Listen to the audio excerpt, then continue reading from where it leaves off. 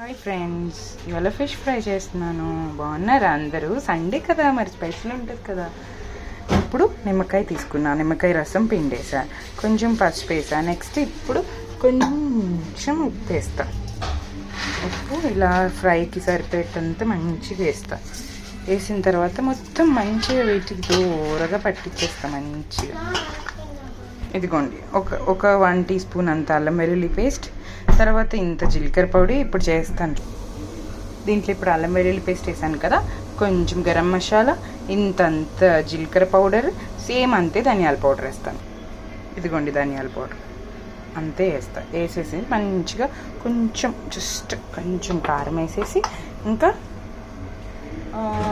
ఏమేమంటారు crispiness కోసం కొంచెం cornflour కానీ బియ్యం పిండి కానీ, కార్న్ఫ్లోర్ వేసుకోవచ్చు లేదా బియ్యం పిండి వేసుకోవచ్చు, మన ఇంట్రెస్ట్ అండి.